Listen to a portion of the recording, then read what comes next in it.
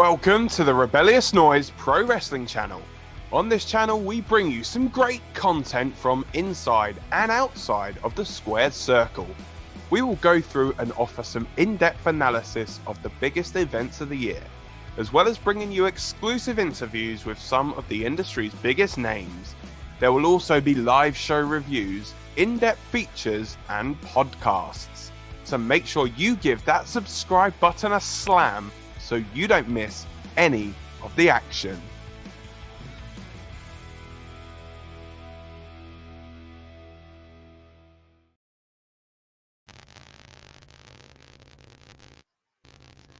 What's going on? Welcome. It is summertime. Welcome to the Rebellious Noise Pro Wrestling channel. I'm Scott, and I'm joined by Rob. How you doing, Rob? What's going on? I've got my bucket hat on. I couldn't find my KFC one, so this will do. Yeah, it's looking good, man. I love this summery vibe we got going on. Obviously, we're gonna have some more people joining us in a moment. We're gonna have guests, as we always do, and we're just gonna talk SummerSlam. Hang on. I just noticed that your Stinger's got sunglasses. Yeah. Lovely. And is that suntan lotion? It is suntan lotion. Yeah. Wait, it's summer. We gotta get in the mood. Come on. I mean, Sting's looking a bit pale. I'm not gonna lie. That white face is almost as white as. I know he needs. I think he's had too much suntan lotion on himself. To be fair, poor guy. Probably. Give him factor 10 or something. This one is. I didn't want to show the brand 30 on this one. Oh, that's not too bad. Yeah, well, right, so we're here to talk SummerSlam, and we'll get into it in a little bit when the other guys join us as well. But are you excited for the show? I am indeed. Do you know what? It's been a weird week in wrestling. Obviously, we'll discuss it when the rest of the guys get here. But man, I don't know what it's going to be wild. Like whatever they do tonight, it really sets the scene for what's happened over the last 24 hours. So yeah, I mean, like you say, we'll talk about it a bit more when the other guys join us as well. But yeah, I mean, they got to do something, don't they? I mean, I hope so. Yeah, they kind of got to do something. So I'm looking forward to it. I mean, when we did the predictions the other day, unfortunately, obviously, you couldn't make it. But in that, like I said at the start, I'm not really keen. I ain't been watching much lately. But when I saw the card, I was like, whoa, you know what? This is a really good card. So there's a lot to look forward to, I think. So what we're going to do, if you haven't been on our build-up shows before, we basically go through the predictions that we've already discussed in our previous video, because not enough time to get you to watch that now. So we talk about those, any new matches that have been added, and I think there's been 2 new matches since our original predictions. We will be, I guess, predicting those as well. We'll be taking comments, questions, and all that kind of stuff as the time goes on. And as the night goes on, and we'll be here for quite a while, really, just building everybody up, building up that excitement for the biggest party of the summer. What am I saying? For the biggest party of the summer, here with the second biggest party of the summer, which is us on the Rebellious Noise Pro Wrestling channel. What do you think of my drink as well? Oh, look at that! Sorry, my hair got caught in my bucket hat. I love that. What's in that? Don't tell me that's water. Does it look like water? I don't know. There's a nice little head on that. That's like. Let me guess. I don't want to name brands, but it's an alcoholic beverage, right? It is. Right, I think the other boys are ready to join us in a moment. Okay. So hopefully we'll get them in soon. We've got Dan and Lucas joining us as well, as always. And like I said, if you've got any ideas for SummerSlam, let us know what you think should happen. Let us know in the comments below. And and what are you looking forward to, really? We'll be back here tomorrow as well. Sounds like I'm finishing the video. We'll be back here tomorrow as well, talking about what did happen. We'll be doing a review as always as well. So please subscribe if you want to see more of our content and get alerts for that. Right, I think I can see in the waiting room the other boys are ready. If they can hear me, give me a thumbs up, boys. Are you ready? They're ready. Let's bring them in. Here we go. Hey! Oh, what a glorious summer day, boys. Nice, mate. Yeah, just been out on the old Costa del Docklands and braving the rain. We've all summed it up, right? And it's not exactly been the nicest day, has it? It's been quite, rain, but it was really humid, though. Yeah. My windscreen wipers on my car have been working overdrive today, so... They need a holiday. So we're going to get to it, and we'll go through the matches. Dan, 2 new matches, was you saying before we was on air? 2 new matches, yeah. Is it? Yep. Which ones are those? They are... we have Alexa Bliss taking on Eva Marie. Okay. And the one that we kind of speculated a little bit on the prediction show, AJ and Omos versus RK Bro for the Raw tag titles. All right, so should we go through the ones we've already done, see if our opinions have changed considering what's happened this week on Raw and SmackDown? Also, we haven't got Lucas's predictions yet, have we? Nah, I can put them in as we're doing them. So. Oh, you've already locked them in. No, I said I'll write them on like as he says. Oh, okay, yeah, gotcha. All right, so we'll do them now. Then we'll go through it, see if anything's changed for any of us. Lucas will give us his, and then we'll do the new ones towards the end. Where do you want to start then? Well, if we go in the same order that we did them in previously, and then we'll just add the last 2 on at the end, and we'll all do our predictions there. Cool. So we'll go with Drew McIntyre versus Jinder Mahal. So the update from this one from Raw is that Veer and Shanky are banned from ringside for this one. So it is going to be straight up 1-on-1. The 3 of us have all so far gone with Drew McIntyre. Do you? Let me see. I did a poll on the Dropkicks Instagram and Facebook at DKW_shows. And so let me see. I think that was one that I missed. On that poll. So yeah, I'll be using my own opinion for this one. The irrelevant one, yeah. I will go for Jinder. Surely, like, Drew's beating him. It's got a bit of like, like when very relevant at the moment when Punk was leader of the New Nexus and then Orton just beat them all, and then Orton beat him at WrestleMania. It does have that kind of vibe to it, but I kind of think that it needs to do something with Jinder. Surely, like, he's a former WWE champion. So yeah, I'm gonna go with Jinder.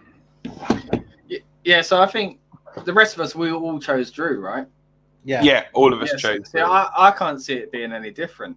But although, like, this change in stipulation, surely that should turn it more in the favor of Drew. But the fact they've done it does now start making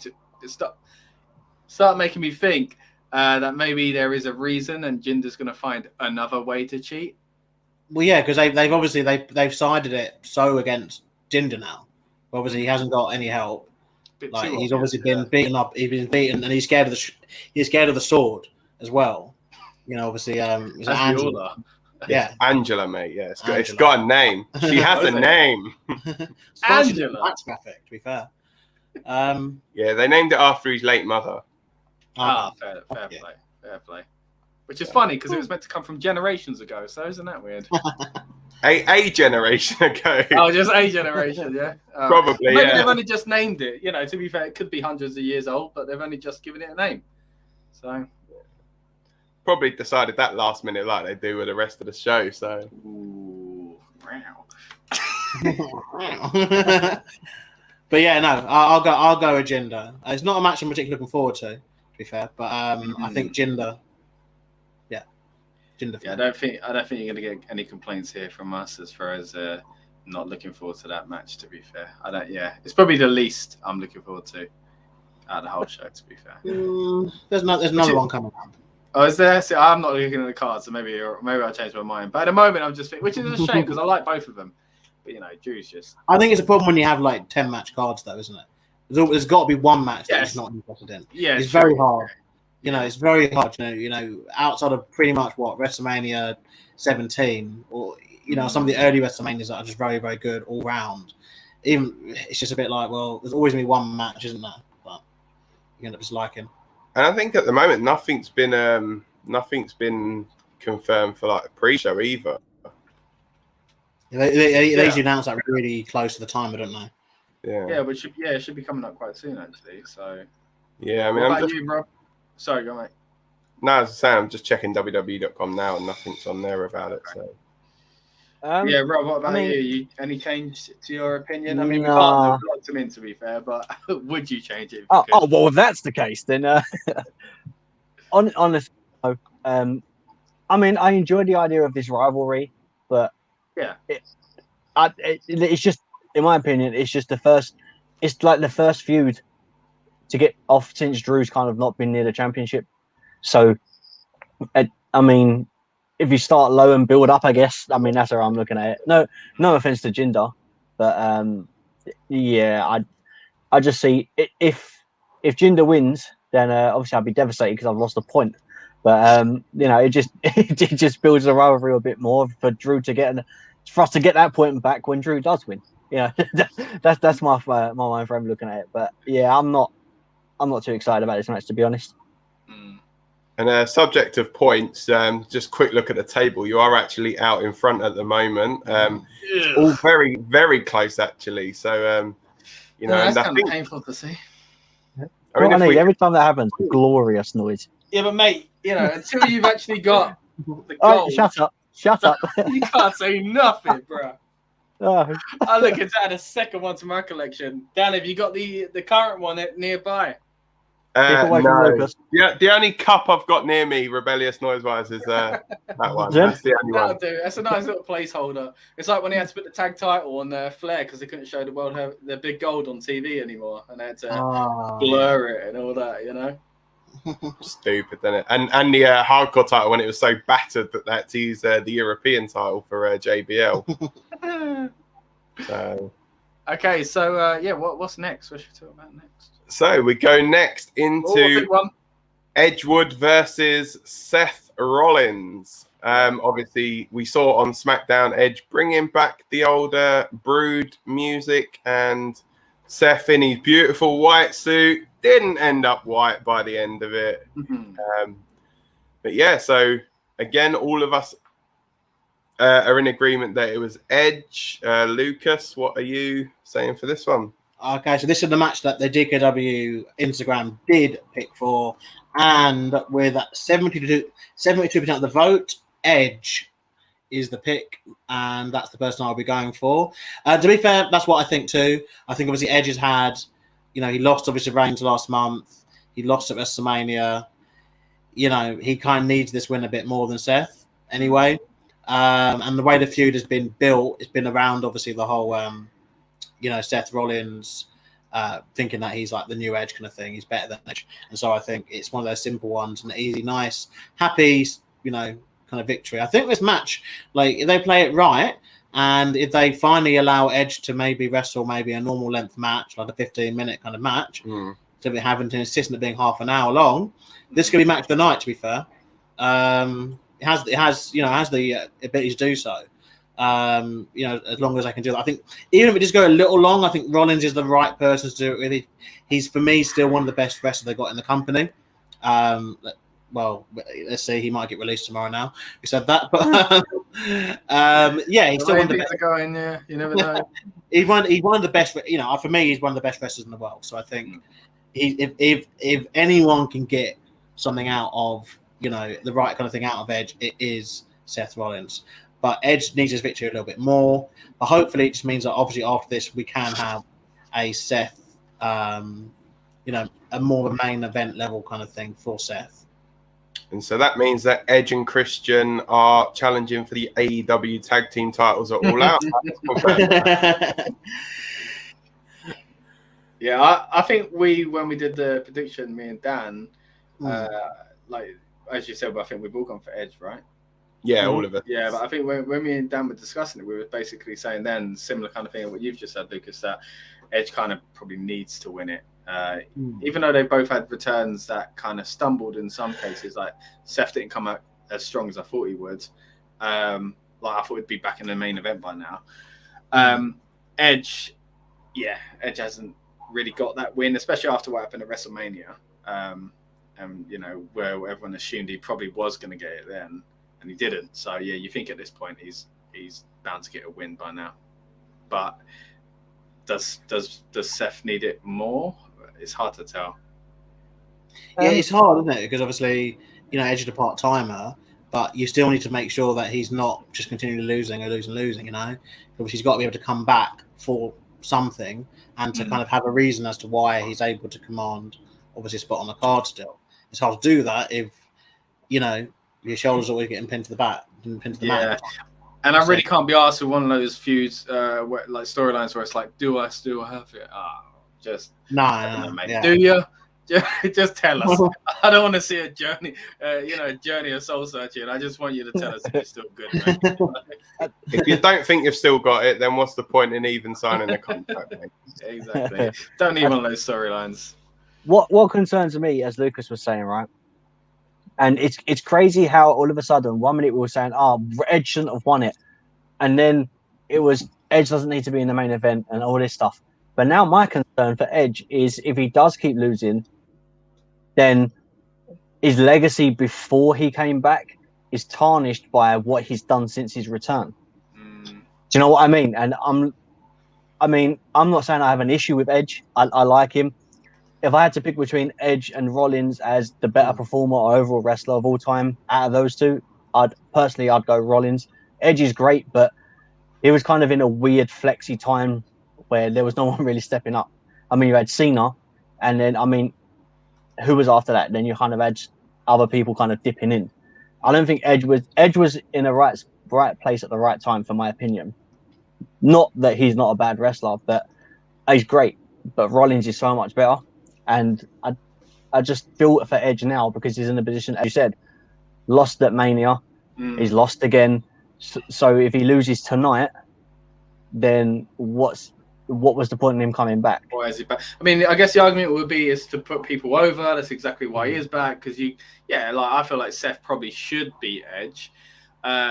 But that's the issue. I think every time we're like, he shouldn't have won the Rumble. No, he shouldn't win the title at WrestleMania. And maybe a title run. I'm not opposed to him having a title run, but the timing's, and we've said it so many times on the pod, the time is not right.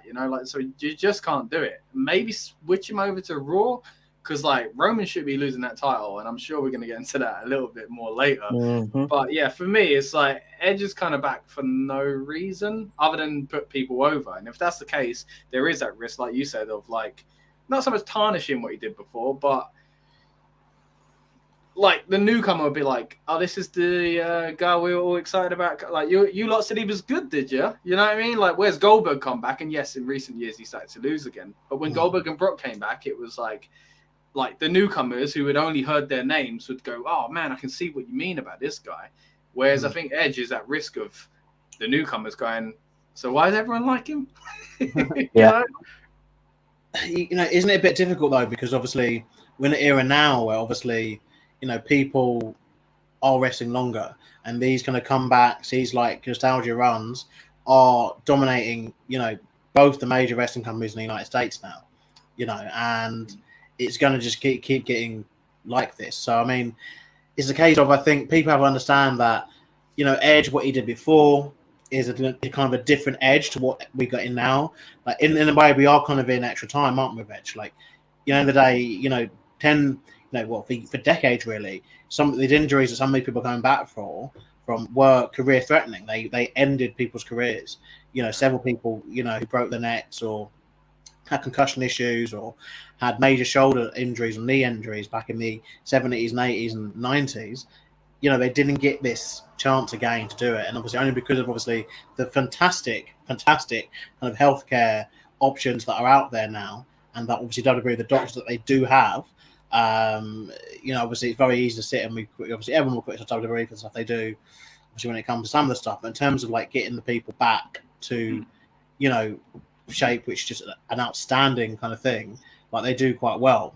And the conditioning of some of the people now is much better than it was, previously.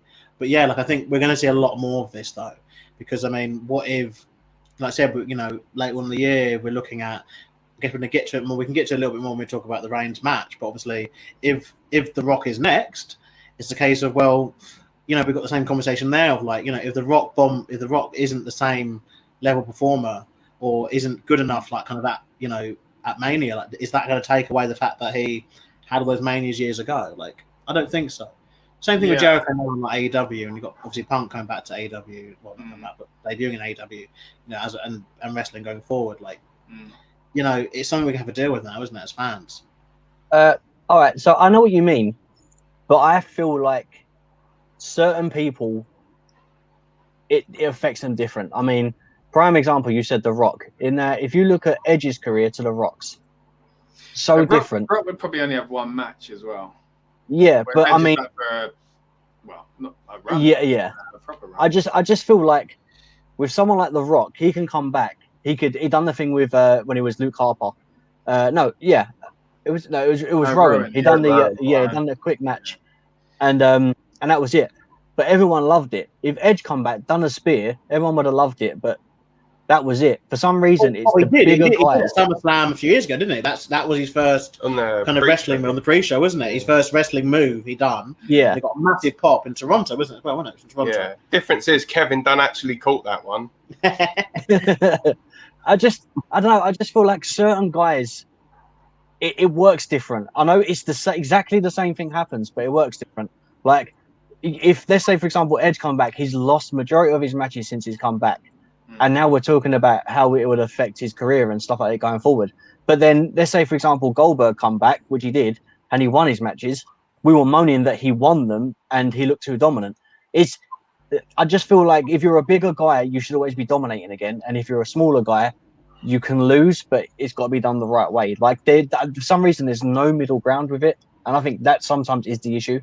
Mm-hmm. Yeah, I mean, it actually depends as well. Like Goldberg, obviously, his whole thing was that he won matches in a short period of time, and they messed up his first run in WWE. But obviously, insisting that he was having matches past 10 minutes, which just isn't Goldberg. It's not you book him, and the streak was such an integral part to what he did, and obviously having him come back and beat Lesnar, who obviously ended the undefeated streak of the Undertaker at WrestleMania, like such a kind of iconic kind of moment, and obviously went on a run which, let's be real, it's never going to be replicated. That amazing kind of run that he had with obviously the WWE Championship, leading up to just real, like, just fantastic matches at big events, and having the World Championship for that long, in this era.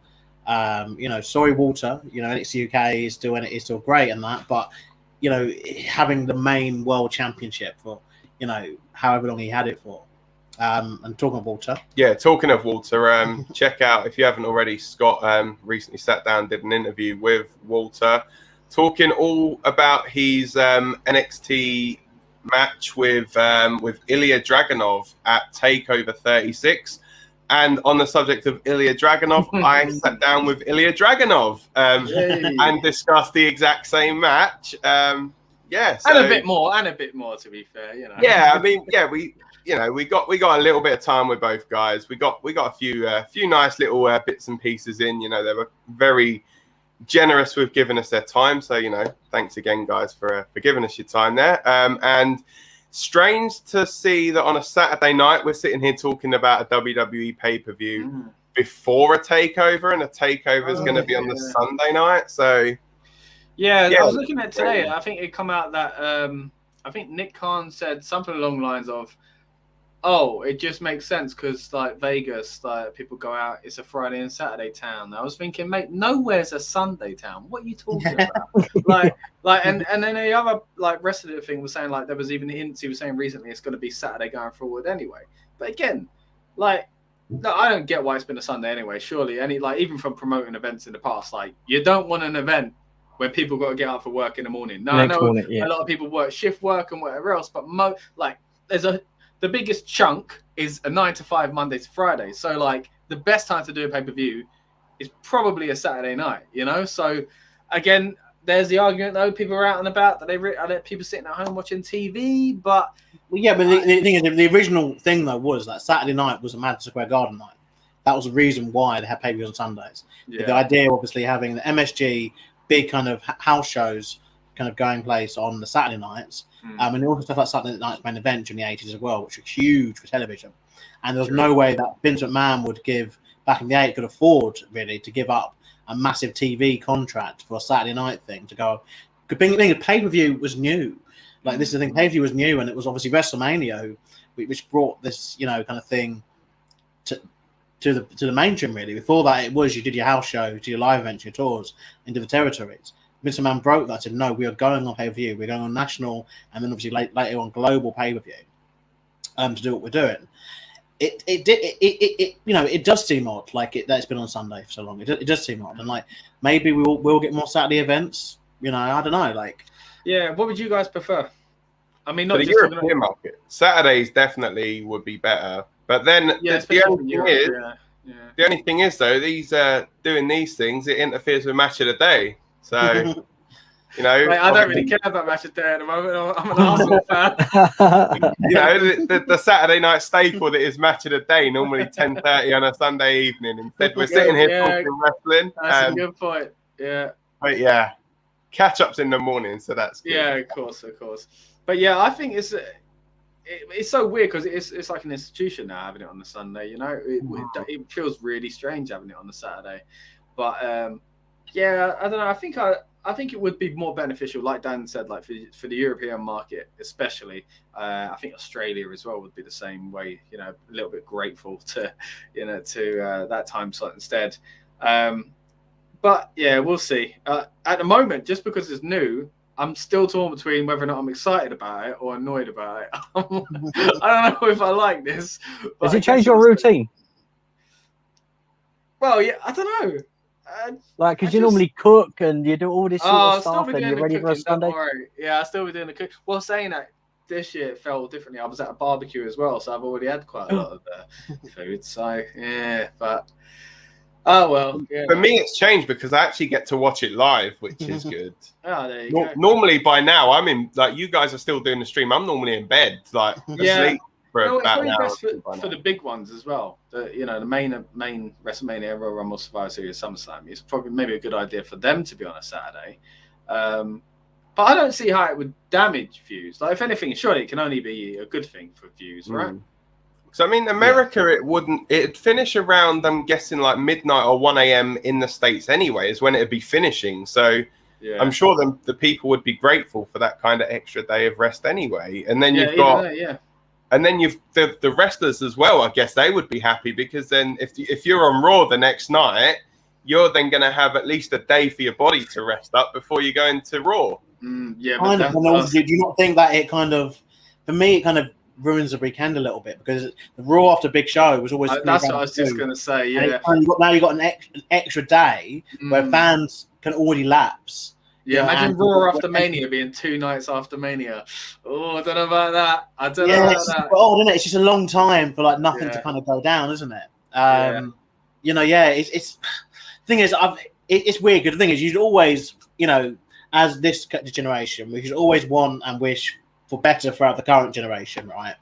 And I'm a bit like, look, we've had to, so part of me is a bit like, look, we had to suffer.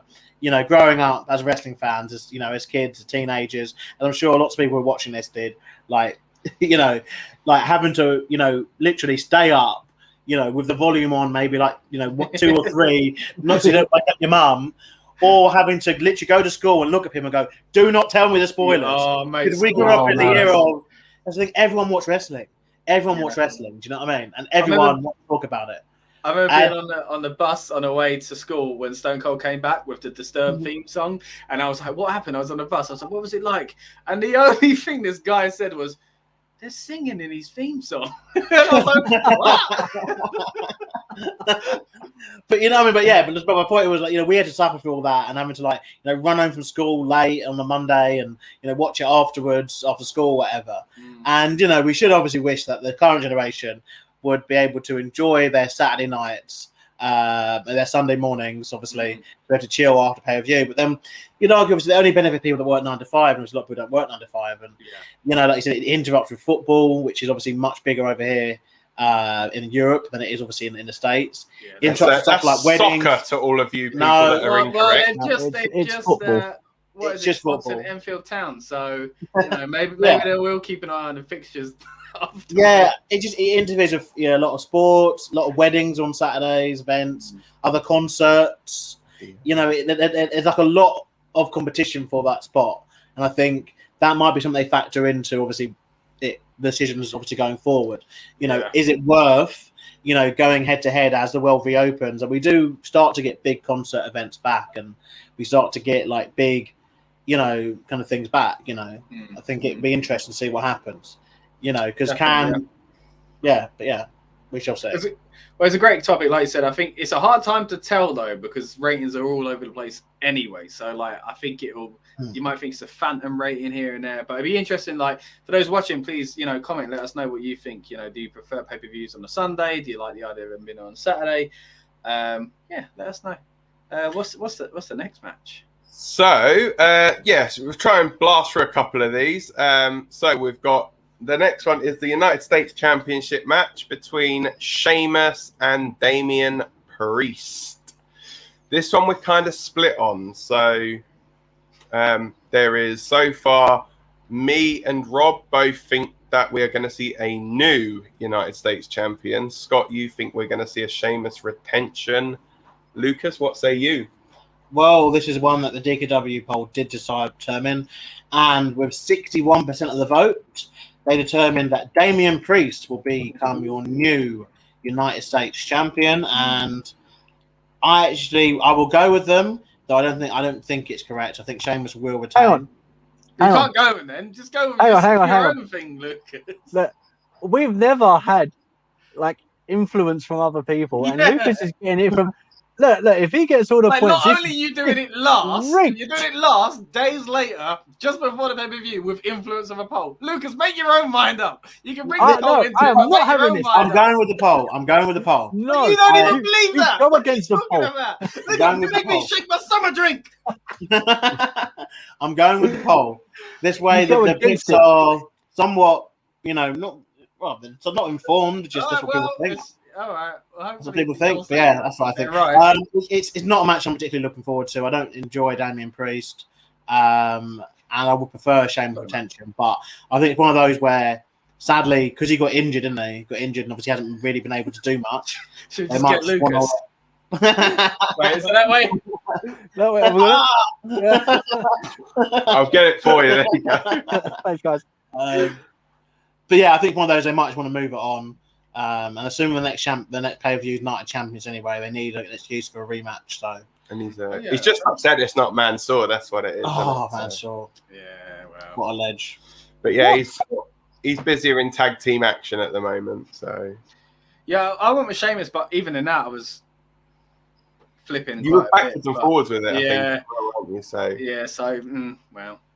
But yeah, I mean, another the next one, I guess we're all kind of we were all going for a retention in this one, which was the Usos versus the Mysterios for the tag team championships over on SmackDown. Yeah. What's the poll saying this time? With 67% of the vote, it is a retention for the Usos, and I believe that too. I think. Oh, do you now? Of course you do. Of course you do. With them building the bloodline, faction, and obviously the rumors, obviously potentially about Naomi, going forward, I think they're going to have them all with the belt. So yeah, I'll go with that. I think this would be a very good match though, because wasn't it on the pre-show last month? Yeah, and we were all quite disappointed, weren't we? Yeah, really, really good match, wasn't it? Do we think this is where Dominic turns on Ray? Yeah, this was the big discussion we were having, weren't it? Like, yeah, I do now. It's basically when I think it's more and more likely now. Because Ray won custody of him, didn't he? At 15 years ago, wasn't it? Yeah. They did one of those where you know when they sometimes get wrestlers to watch it back, and they did that recently. Ray and Dominic watched that match, and I was going to watch it because of what we spoke about the other day, but I completely forgot. So I can't give you any input there as to what either of them said. But yeah, I do think it would be a nice little bow on the story. I think Dominic turning on Ray would be great, because Ray turning on Dominic, first of all, Ray probably wouldn't be a heel, right? But Ray battering his son would, to some people, would just like, oh, all right, he's telling off his kid. Whereas, you need the kid to beat up the grounding dad. him. Exactly. Naughty Dominic, not saying, that's all right. But what I'm saying is some people think, but some people would just go, oh, well, dad beating their son, that's life to some people. So yeah, it would look really odd though, wouldn't it, as well? Because Dom's like 6 foot. and then like Ray's like time. He's got power to 619 though, mate. You know, he can take it. You get Dominic to beat up Ray, and then Angie just comes out and says like, "What the hell are you doing?" Slaps him round the head, and then that's You're it. talking about Angela the Sword or Angie? Angie Mysterio. Sorry, guys. Sting is having too much of a good summary party. He fell over. He knocked his shades off as well. No, poor Sting. He knows sells stuff now, doesn't he? He knows sells tables. But yeah, look, I do think it'll be. You're destroying an icon. But yeah, I do think it'll be a very good match. One I'm looking forward to. I don't think he'll turn though. I don't want him to turn either. I think the last thing is more tag team splitting up. Sure, yeah, that's a good point. Yeah, it's a good thing. We should keep it. I was saying to Dan the other day, actually, there's actually quite there's a tag division building. Yeah, sorry. Go on. Yeah, I mean, so there's a tag division building on both brands, really. Like, obviously, they're not the most known teams, but there's at least teams that are existing on both brands. Like, obviously on SmackDown side of things, you got American Alpha. American Alpha. Alpha Academy. Why have they done this? Alpha Academy. Street Profits, Mysterios, Usos. Dirty Dogs. They've got like a few. Even on Raw, obviously you've got the Aladdin team. You've got Mason T-Bar. You've got obviously RK Bro, New Day, AJ and Omos. You've got a few like Viking Raiders as well over in Raw. You've got a few tag teams to at least use. So the last thing we need is like them to just start splitting them up again, in my opinion. Yeah, true. That's a good point. But saying that, I also want to see Dominic beat the crap out, right? I don't think it's going to happen yet. Reason being, because eventually, though, isn't it? Like, I think it's going to happen eventually. But this is my thought process, right? Because they're teasing it, it doesn't make sense for them to do it now, purely because it's being teased. Same as when we had cracks in the Shield, then they were fine. Then it happened when you least expected it. Against when it was against Evolution. And who you least, I don't think anyone saw it being Seth. Especially exactly kind of hints of it all. I reckon they'll be fine. And then when they're both on the same page, then it will happen. Yeah, maybe you're right. But ultimately, I think the Usos are gonna keep it. So another one where we say a champion is going to keep their championship is the next match, the Raw Women's title match, where surprisingly all three of us so far have gone for Nikki, almost a superhero, to retain her gold. Did I? All of us apparently have said Nikki ASA. I need to keep up with the product, brother. I don't remember what I said. You need to keep up with yourself. That's what I mean. Yeah, our product. Well, obviously, with it being a triple threat, there's no option for 3 options on the poll. This is so my you've got to make this decision on your own, have you, Lucas? He's going to be all right, mate. He's going to be all right. I will go for Charlotte Flair. When in doubt, Pick a Flair. When in doubt, pick a Flair. I think obviously the Nikki ASH thing was just a case of. I honestly don't think. I mean, obviously, I think this year and last year the Money in the Bank winners were picked very late, and this year I think definitely Big E was meant to win, and that's fine. Between Big E and someone else, the Nikki ASH thing was so lastminute.com because she had a gimmick, change. They tried to reward her, and because last year obviously they did it with Otis, and they just didn't have any idea of what to do with him. Just don't get him started on Otis, please. For months. Whereas this year, I think they panicked a bit and realised, oh crap, we've got a live Raw tomorrow night. Let's just do this. And to be fair, that sometimes is how it maybe could work, I guess, Money in the Bank. Because obviously the last thing you want is them just have it, and there's no idea as to when they're going to do it, I guess. But I said this before that they are now just getting Charlotte's title victories up, and now that they've decided to remove the NXT ones from her, she's obviously got to do quite a few more. Catching up to do. Yeah, because she lost 2 of her title range, didn't she? Because they decided to remove her NXT championship win from her official record. Probably another.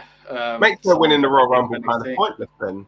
Yeah, because you challenge with a championship they literally don't give a crap about, like essentially. So yeah, I will go with Charlotte Flair. Wow. Cool. Okay. So sticking with women's title matches, we'll go over to the SmackDown side of things with Bianca Belair and Sasha Banks. Let's go back over to the poll. This one was very close. You have to make your own mind up with this one. To be fair, we're split on this as well because I said that Bianca was retaining. Mm-hmm. Rob and Scott both say Sasha Banks is going to win. There is also some talk that the match might not go ahead, but there's. Well, I've heard in recent days that's changed though. Yeah, I see. It's weird because you hear there's loads of conflicting stuff going around. So it's like, is it, isn't it? It's like there was no Sasha on SmackDown as well, so. Bianca was okay. Bianca was, but yeah, hopefully everything's okay with Sasha. Should we just scrap the predictions for the winner and just predict will the match happen? Like when WrestleMania, and we were like, will WrestleMania take place? Those were the days. How long after the rain delay?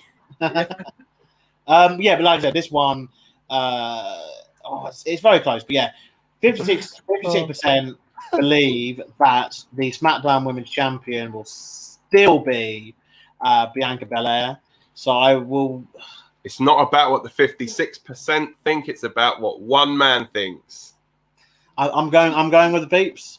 I'm going with the peeps. I said that I would. So that's what I'm doing. I'm going with the peeps. I think Bianca Belair. This one, it has no contest written all over it as well, though, to an extent. Or potential for a return from somebody.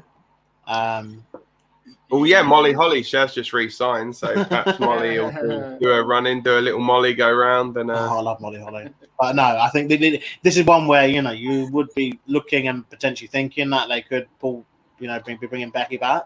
Well, speaking of returns, we have got a comment from Tom, who you might know from Talking Beans co-host. So there's been asked already, but do you guys think there's any chance CM Punk returns tonight? Sorry, Tom. I think there's more chance that Ric Flair is going to win the title tonight. If you can see mine and Tom's chat from last night, WhatsApp, just us as in like little kids because CM Punk returned. We both stayed up. Like he texted me like 1:30 in the morning, and he was like, "You still up?" I was like, "Of course I bloody am." Let's go. CM Punk shirt on as well, didn't he? I was thinking about it. Yeah. We'll go into that a little bit more on Talking Beans. We're going to do a Talking Beans in a few days, actually, on like the current state of wrestling. And they've all turned it more into less of like show reviews because we're doing that pretty much all here on this channel anyway. And that's turned more into because we only do them like every few months. Isn't wrestling weird at the moment? Type conversation. Yeah. And cool. Who had the best attire at SummerSlam? So if you like that kind of stuff, tune in to Talking Beans later this week. But going back on Becky Lynch. We kind of touched on that the other day as well. And I do think, and it's to be fair, it ties in with the CM Punk thing. That's all they can do. Like something big needs to happen tonight, in my opinion. And nothing WWE next few. I'm not saying they can't have great shows, but let's face it, CM Punk was the last name. Like WWE have had all their returns of like they'll never come back, and many of them were like for Hall of Fame runs and stuff like that. And they've done that now.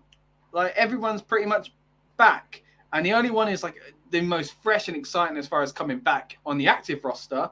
I think is Becky Lynch, and that's surely got to happen soon anyway. So I think now is the. I know we say every month, but I think because of what's happened with CM Punk, and they've known that for a while, because it's SummerSlam, because she's been raring to go for a few months now, it seems. I think now is the perfect time to bring her back. What do you guys think?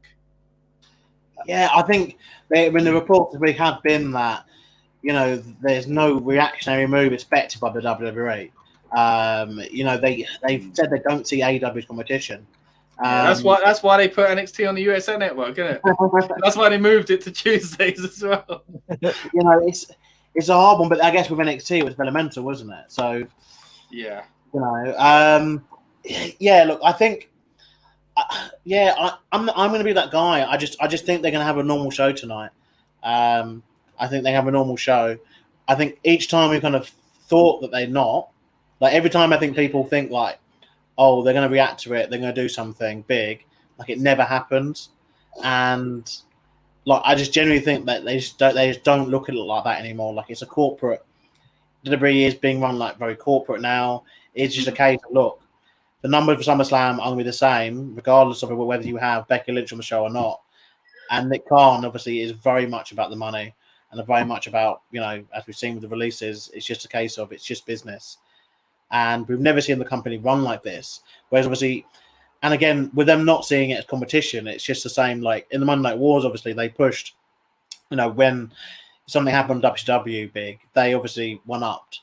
But it's like a case of they don't react to kind of anything AEW do. So I don't know why this would be any different. Because again, with Roman's comments this week, obviously, when he basically said that obviously Punk was never as over as, Cena or as good as The Rock or whatever. I think that's their way of kind of going, we've got big stars here.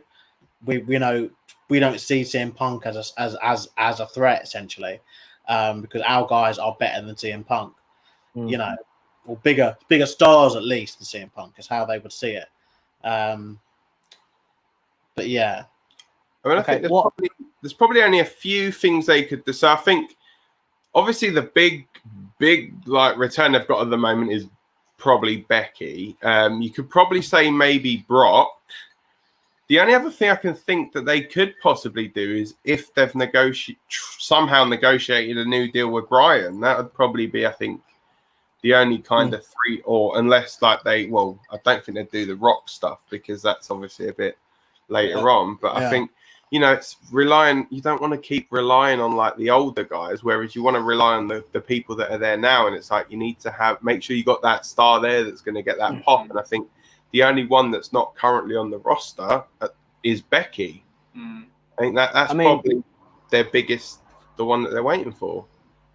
I mean, the only thing I can think is, so the Raw Women's Championship is triple threat match, right? So as far as we know, triple threat match stipulations are there's no DQ and stuff like that, right? Kind of. So the only thing I can think of is Becky comes out to help Nikki win and retain, and then when she's in the ring with her and she's celebrating that she got the win, then turns on Nikki, because it's going to be a massive pop to a massive boo. And then if you want to write a headline, I reckon that will be Becky Lynch returns to help and then turn on. And she's never really been a heel, I guess. She's very like a kind of Austin, like a tweener, or more anti-hero and all that kind of. Yeah. So that would put her in a better position, I think, personally, if she come back, because that way she's after the championship that she technically didn't lose and she gave up. And it puts us back in that championship position and run without her having to kind of climb the ranks again and start at the bottom. But yeah, that's the only thing I could think of that would really like cause like, oh damn, like she come back and she done that. Like you wouldn't expect it. I think her coming back is likely every month, but I think now's a wise time to do it, I would say. I'm gonna be like that Punk fan if she comes back, just streaming. Hey, as much as I love Becky Lynch, I don't think I'd feel that way about it. I want her to come back, but it ain't been 7 years. You're right. I don't think there's anyone else really. Like I think the only kind of guy left to pop the card is The Rock. Like a big pop is like The Rock or Stone Cold. But Austin's just not gonna happen. Everyone knows he won't wrestle. Everyone knows he won't wrestle. He's very, the Undertaker. But come on, like we've been bewildered at this point. Like it's that there's so few guys left, and you're right. Punk was the last one, and that's why I'm very adamant that we now live in a business where it is literally everything before Rampage last night and everything after it, because there's now no longer those massive. There's no more. They're all used up. Happen. Yeah, it's all used up. That final person who left the business, the way he did, and been waiting for to come back for years and years and years. And there's been so many rumors, from every single company that he'd be going to has finally returned. It's very difficult now. Like, there's little bits and pieces that can happen. Like, Moxley's contract's apparently up soon, so if he was to go back to WWE, and a lot of them would take a bit of time as well. It'd have to be like someone that leaves WWE, looks like they'll never come back. That's a whole story. That's literally you got to start from this. But it's got to be like Bray. If Bray come back, but even that would have to be like in 2 years' time. Like an AEW guy that's like a fresh up and comer. May WWE do change their kind of approach, and all of a sudden you see a Hangman Page up there, and everyone's like, "What?" You know what I mean? Like that would. Well, obviously, I mean, there is obviously that's years down the line, even as a possibility, isn't it? Exactly. Yeah. Like, I think obviously we are with WWE. It's a case of like, who is that first AEW guy they get? It's going to be someone.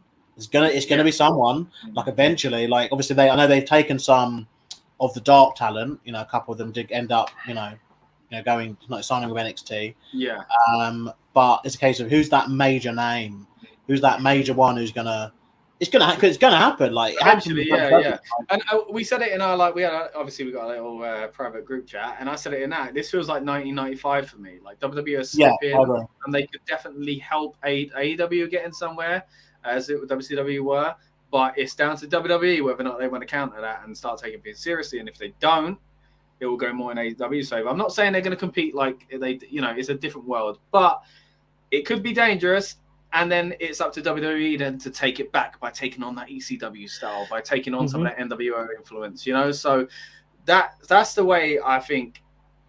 If it's going to go anywhere like either of those kind of scenarios, where we are basically like in 1995, and in 95, when you think about it, who was really jumping across back to WWE? It was taking a few more years before we got those bigger names, because obviously the first Nitro we had Luger around there. Not long before you had Hogan and Hall and Nash coming in '96. And but this is the thing. This was, back then though. It's before the eras of these guaranteed contracts, though. On the most part, it was the guys it was your Hogan, Halls and Nashes who were the guys who went, we want guaranteed contracts and guaranteed money. And so your Hangman Page, Kenny Omega showing up would be your Jericho Guerrero. Do you know what I mean? It's going to be a big show. It's going to be a while because they were young talent that WWE and I don't see AEW making those same mistakes, but someone's going to fall through the cracks. Not everyone's going to have, we've said it again in our group chats, not everyone's going to get to be world champion in AEW. So someone, and imagine like an MJF just rocking up. MJF and Sammy Guevara are the two that I'm always thinking, they're young. MJF obviously being a good promo guy, he knows that there is obviously that world that will open up if he was to go to WWE. Obviously, like with the Miz, end of the day, he's able to still be on television, to be part of the product through, Miz and Mrs. and stuff. Without even taking a bump. And someone like MJF, and obviously I was on the LDN tour a few years ago with MJF and Flip Gordon on the same tour. And MJF, he's a very smart guy. He's a very, very smart guy, and he will look for that opportunity, I believe. And if he gets an opportunity to bump and wrestle less and still get paid, I think he'll see that as a no-brainer. He respects the business a lot, don't get me wrong, but I think he's not the kind of guy to be like, I'm going to just go out there and kill myself basically, for this if I don't have to. Especially, like you say, a few years down the line where things are changing, and who knows what the landscape's like by then as well. If WWE changed their kind of approach again, because in '95 they were one thing, new generation. Come '98, a thorn in your eyes playing, and there's explosions going off everywhere as Austin walks through a warehouse. It's completely different, So who knows what direction it's going to go in? But what a time to be a wrestling fan, boys. It's mad, isn't it? Yeah. And then you get those two up and coming stars fighting for the WWE title in the form of Lashley and Goldberg. Isn't it the second oldest combined age or whatever of a WWE championship match of all time? It's got to be it's what, 95, 90? It's in the 90s, I guess. How old is Lashley? Because he still feels quite young. Because I know he's 44. So Bobby Lashley, born in 1976. So if anyone wants to do the math, he's 45 then. Oh, look at me. Yeah, there you go. 45. Yeah. So I mean, this is the thing. With Bobby Lashley finally getting his opportunity, it's come obviously at an age where, like you said, he's mid-40s. and Goldberg obviously 56. Like DDP, man. Jeez. You know, but yeah, look, we go back to the poll for this one. I'm guessing you guys all said who did you guys say for this one? Everyone went Goldberg, mate. No, you Sorry. went. Oh yeah, I was gonna say. Are you laughing at the comment, Rob? Yeah. Rob, we might have to put you in charge of comments because I know there's a comment because Rob's laughing. All right, here we go. Another one for Tom. Speaking of folks, who would you prefer to play reality or Yeah, you know, as real as that picture looked, as a wrestling nerd, I couldn't help but go, his hair's a bit long to be Ric Flair. You know what? I see that and I was like, you know what? That actually could be Flair. Like he could be doing I it. thought his hair, but then again, Flair has had that longish hair, but he's going bald on top, so I don't think it. Yeah, I like how Flair handled it though. Did you see? He just put up it was like a little clip art image kind of a train with his face on it with blue, and he was like Flair don't ride trains or something like that. It's mad that he's just become a meme. Like underage. But anyway, guys, if you want to see the review on the main Rebellious Noise channel of his shoes, nice little plug there. But yeah, Lashley and Goldberg, yeah. The poll overwhelmingly, I think 84% decided that the champion will remain as the almighty Bobby Lashley. I can't override it because I kind of think Goldberg might win, and then he might just like. The thing is, it's still kind of one of those things where he hasn't been WWE champion, and that must obviously be known to by Vince. And it's like he's one of the. It's weird to think that Goldberg is now a WWE guy. Like, you know, obviously he still wrestled in WCW, you know, all those years ago.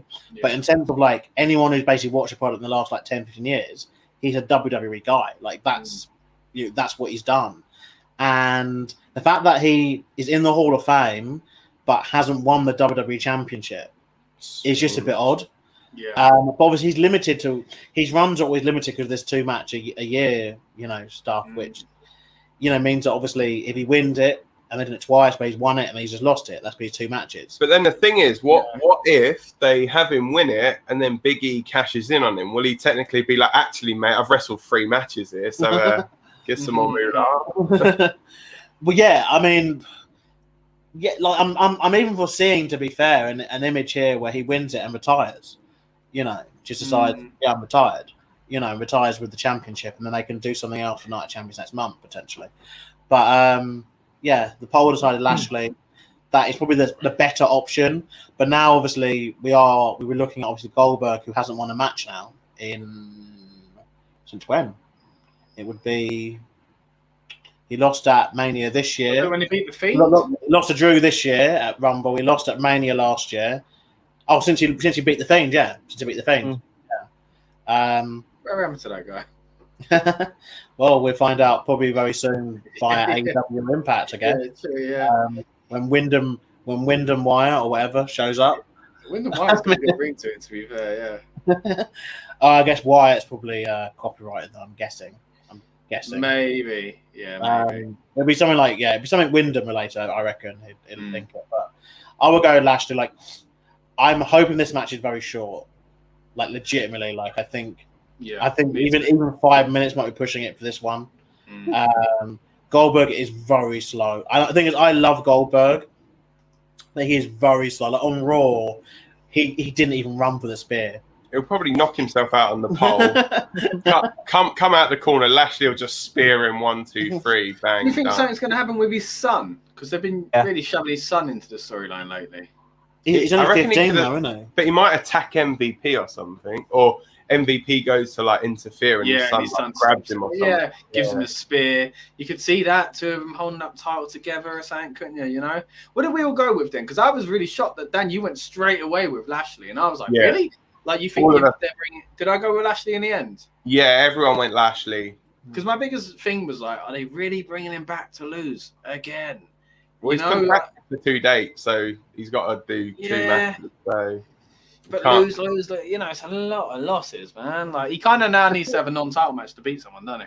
Yeah, I think that's the big thing that they're doing. It's like what they've done with Edge, they've brought him back in like non-title, like the first one with Orton was non-title, and then he had obviously the one with Roman at Mania was for the title. This one with Seth obviously is not for a championship. So, you know, it's kind of there, like, you can afford to give him like a win or a loss. It doesn't really matter too much. But I think with the title matches, you know, I've never really been a fan of like the absent champion. I always like my champion to be on TV kind of thing. So, you know, that was my biggest gripe with when Lesnar was champion. It's like, yeah, although he's a dominating champion, he's a dominating champion when he's there.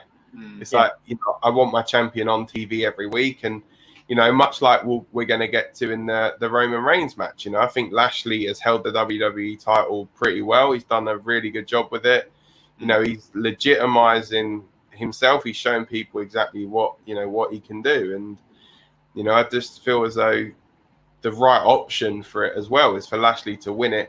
And, you know, yeah, he's like, what did we say, 45, 46 now?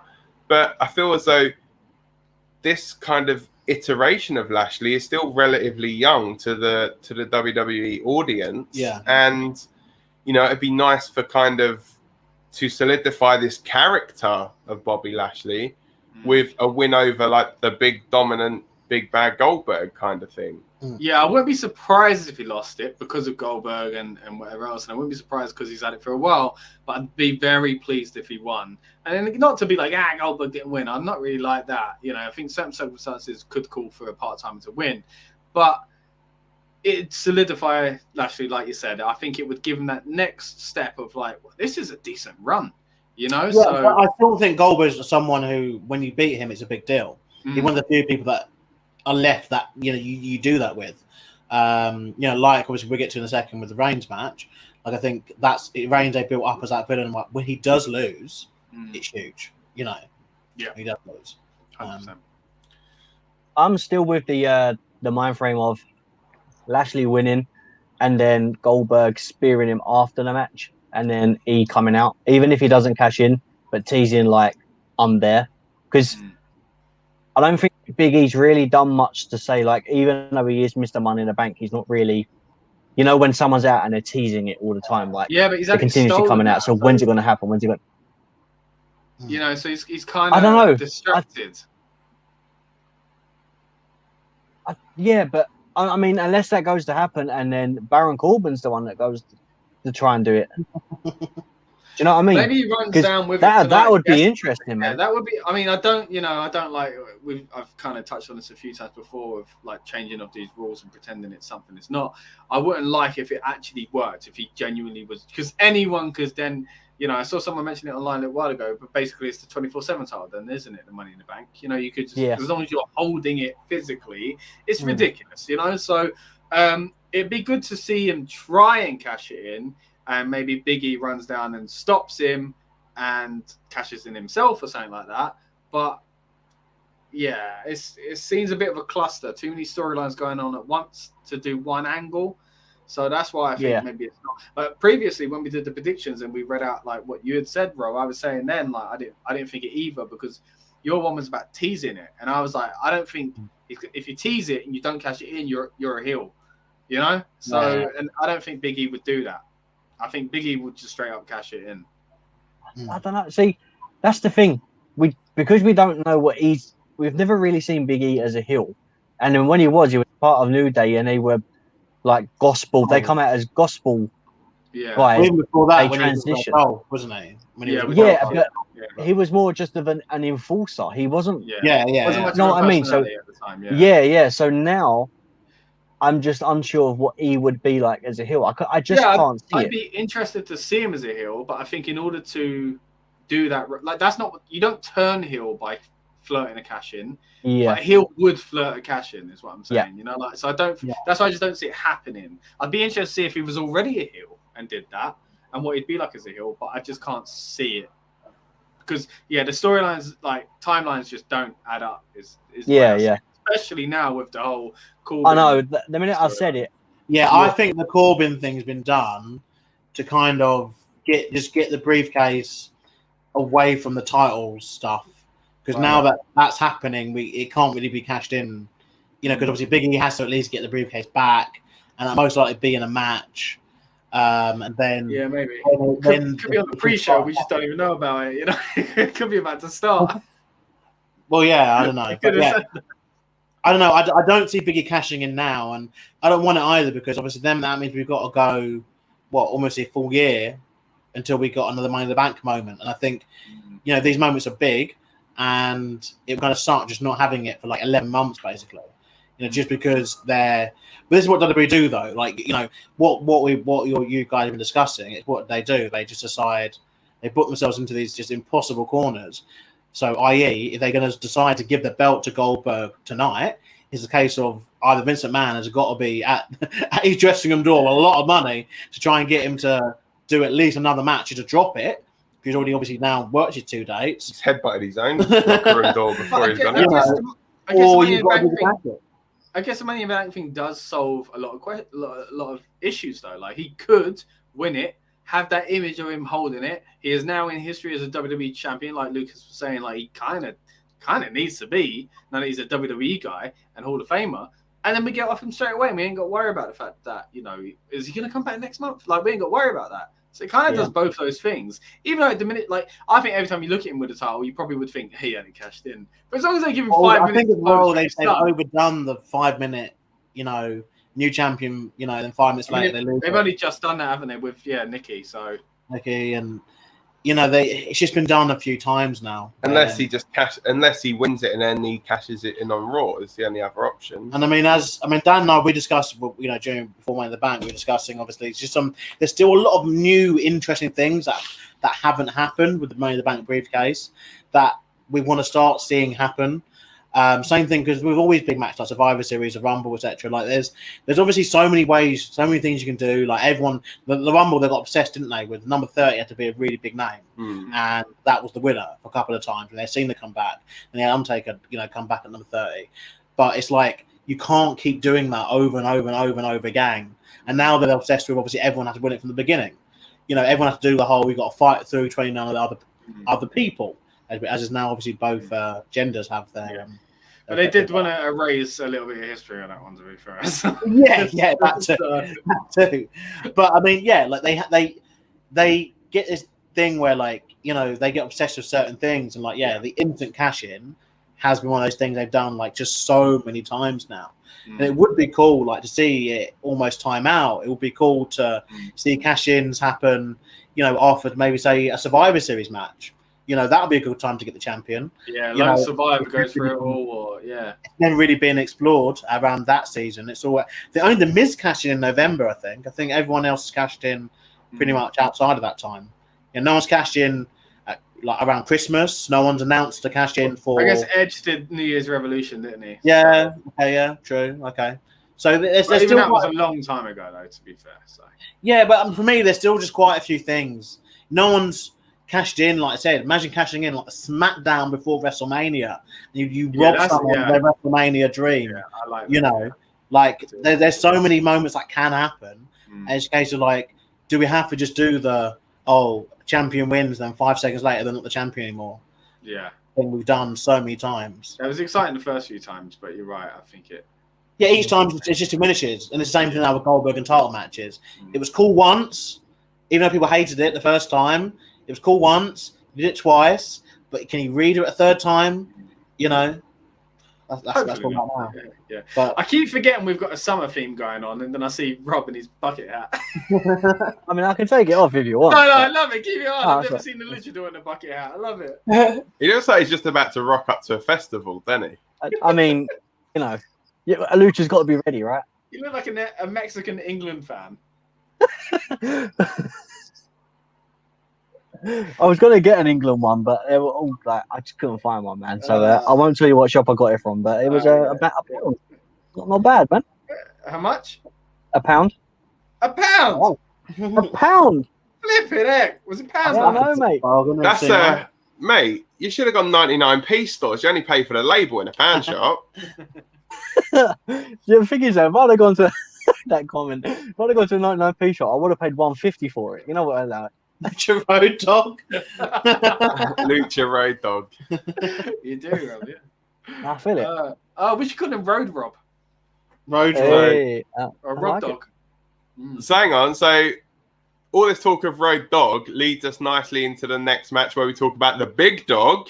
Oh, the head of the table, Roman Reigns. Taking on the man.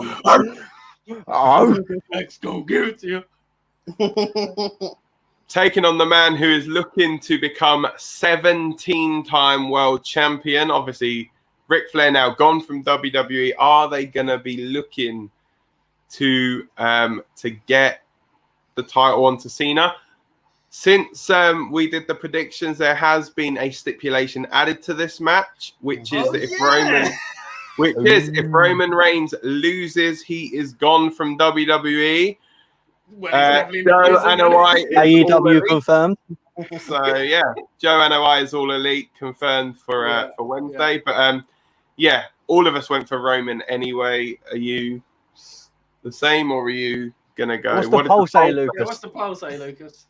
The poll overwhelmingly said Roman Reigns. Was that pre stipulation? No, the poll had been done today. Okay, well, because I was going to say, when we're thinking about the Drew and Jinder one, we were like, well, that makes it even more Drew. But then we were thinking about how, no, actually, this could mean that Jinder cheats in a different way. And that's the whole reason. Because why did they do that storyline? Why have they done that stipulation with Drew?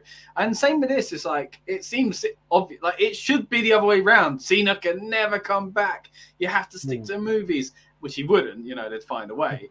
But why? Why are they doing this? Like, and why would he say, I'm going to... Like, why would he come forward and do that? Cena should be the one saying do that. Like, when Roman said, I'm going to give that's the thing, like, Cena should be the one doing it to get the match. But that should have been the storyline. Roman refusing the challenge, saying you're not worthy. And obviously Cena saying, okay, I'll do it. I'll put my career on the line. And I was like you say, these things, they don't mean anything in the long run in WWE, at least, anyway. Because what would end up happening is they'd find a way for John Cena to return at the Rumble, at Mania, or whatever next year. Come back as Juan Cena with a mask. With a mask. I think my only issue with that, right, and I think adding a stipulation clearly shows the person that added the stipulation is winning. I always, because unless their contract's up and they're going to do something later, it makes no sense. Why would Roman put his career on the line if we know, like, if he add to it? Do you know what I mean? It makes. Do you think it's desperation from WWE? Do you think they are worried about how many people are going to view it? Because I honestly don't think I can't see how this benefits the feud at all. So, it really, really fell out of sync on SmackDown this week. I think that the end segment was quite good, and Cena, being Cena is like pretty cool. He zoned out for a few seconds. But I do think that it doesn't fit this match, like, at all. And I'm trying to think what's the benefit here? What's the benefit here for Roman? And usually, like, something a villain does should benefit them. So, like I said, like, if it was, John Cena putting his career up on the line, that benefits him. Imagine if Roman just wants out of his contract. Roman literally wants to be on the line. I just don't see how it makes sense, because as you've already said, the person that if Roman was the one saying, no, I don't want to challenge, and Cena said, fine, your title versus my career. If I lose, I'm not back. Say no. It was that he only got the match because he wrote his name on the contract and signed it. It was meant to be Finn Balor. Well, yeah, but do you know what I mean? Like, it just doesn't make sense of how all of a sudden is Roman saying that if he loses, his career's done. But for what? Like, surely he'd then want to win it back. Exactly, he doesn't gain nothing. That makes any sense. It makes no it was sense. an interesting storyline until they just went. It's literally frustrating WWE bollocks where, like, they've just decided to throw this in. They've just confirmed the result of the match, pretty much. And the only way Roman salvages it is if there is, like, a secret way that he's got now. Big E cash in, where he knows he's going to win. And someone just to throw something out there potentially, like, what if Roman has coerced with Balor to get involved in the match for Balor's turn heel and have Balor as, like, an ally or something along this, like, I'm just thinking like Roman must know. You know, the thing Ian and I have is like surely Roman must know something. Paid Corbin, isn't it? Yeah, pay Corbin perhaps, or pay someone to take him out. Yeah, imagine that. That's how the Corbin storyline wraps up. Is that he's just bribed. It's annoying. I mean, he'll do anything for money, technically. So, but there's $100,000. You interfere, you help me out, and then you'll get a title shot at Clash of Champions. Yeah. Oh. I mean, I hope not. But again, I just don't. Why are we doing this? You know. Like... What if Dominic turns on Ray, and later on at the end of the show, Dominic is the one that helps Roman retain the title, and then he becomes a part of the bloodline as an honorary member? Because there's got to be Dominic. There's got to be a reason if he turns why it's happening. Yeah, I don't know. It's just because his dad annoys him. I don't know. Like, I mean, it's been a part of the feud anyway. So if something happens like that, then that would be a big shock and a good heel turn for Dominic at least. There's got to be something going on.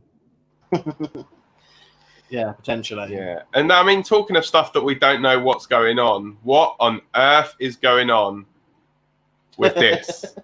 Alexa Bliss, Eva Marie, with the addition of Doudrop. It's a match that we've not yet predicted, boys, either. So, joy! I predict that this match will get absolutely crapped on. I think, yeah. Should we see who's going to go first? Well. Come on, that man. Never worked. Yeah, but it's got to. It never worked. I'm going to go make a cup of tea if you're doing that. All right. It's tradition. Right, you can be boring if you want, but all right, cool. It's a tradition, exactly that. It's a tradition. Have a quick nap. Here ruining streams. Right. Dan is right. He's gone by the look of it. I'm making a dream. Dan's red. It never works. Yeah, we'll see, mate. All right, I hope it's Dan. All right. Wait, hang on. Who set it up? No, you can't know that. But Ronnie Storm's here to stay, man. So if it's you that set it up, then it ain't working. It definitely ain't. I could say that about you, mate. A lot of things, mate. It's true. This is a family show. Oh, is it getting tense? I'm always tense. No, I meant the sprig. Oh, it scared me. Dan, why you got to make a noise for you? Maybe jump. Bang! Oh, come on, man. You know, come on. I'm waiting. You can keep waiting, mate. Oh, wait, I've lost some of the things. Have I?